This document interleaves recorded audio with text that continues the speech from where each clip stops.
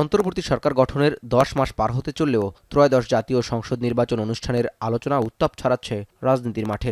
ঈদুল আজহার আগের দিন জাতির উদ্দেশ্যে ভাষণে এপ্রিলের প্রথমার্ধে নির্বাচনের সময়সীমা ঘোষণা করেন প্রধান উপদেষ্টা। তারপরও তারিখ নিয়ে চলে বিভিন্ন দলের দর কষাকষি। তবে লন্ডনেও প্রধান উপদেষ্টা ও তারেক রহমানের বৈঠকের এজেন্ডায় আলোচনার শীর্ষে জায়গা পায় নির্বাচনের সময়। দুপক্ষের শিথিলতায় আপাতদৃষ্টিতে সন্তোষে পৌঁছায় সরকার ও বিএনপি।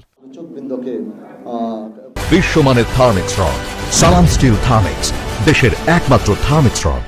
তবুও লন্ডন বৈঠকের সপ্তাহ না পেরোতেই সরকারের নতুন ঘোষিত সম্ভাব্য সময়সীমা রমজানের আগে অর্থাৎ ফেব্রুয়ারির মধ্যেই দ্রুত নির্বাচনের আয়োজন করার পক্ষে বক্তৃতা বিবৃতি দিতে থাকে বিএনপি।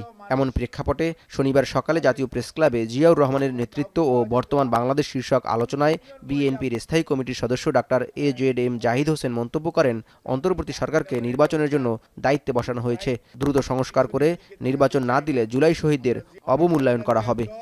সভা হওয়ার আগের আর পরের অবস্থা দেখেন, এই দেশের মধ্যে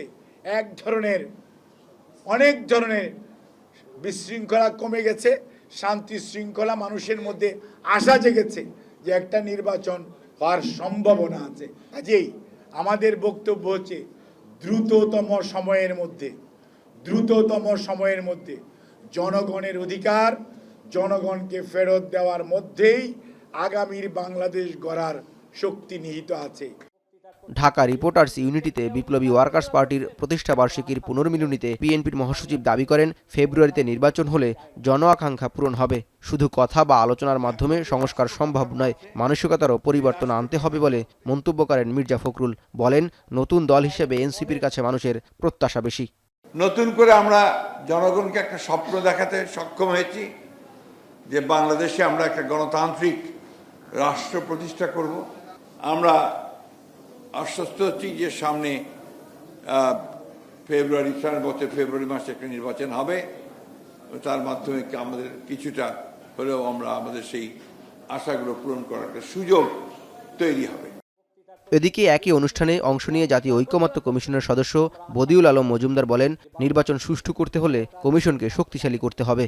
রাজনৈতিক অঙ্গনকে পরিচ্ছন্ন করতে হবে, দুর্বৃত্তায়ন মুক্ত করতে হবে, টাকার খেলা বন্ধ করতে হবে, আমাদের নির্বাচন কমিশনকে স্বাধীন শক্তিশালী করতে হবে, আমাদের নাগরিক সমাজকে সক্রিয় করতে হবে, নিরপেক্ষভাবে কাজ করতে পারে, একই সাথে ক্ষমতার ভারসাম্য সৃষ্টি করতে হবে।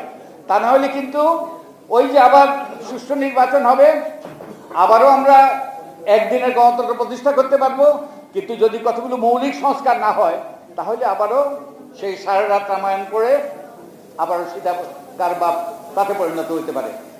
এছাড়াও অভ্যুত্থানের ফলে গণতান্ত্রিক রাষ্ট্র গঠনের যে সুযোগ তৈরি হয়েছে তা কাজে লাগানোর আহ্বান জানান বিভিন্ন দলের নেতৃবৃন্দ। এখন যে রাষ্ট্র কাঠামো আছে, জগৎ মাহমুদ, এখন, ঢাকা।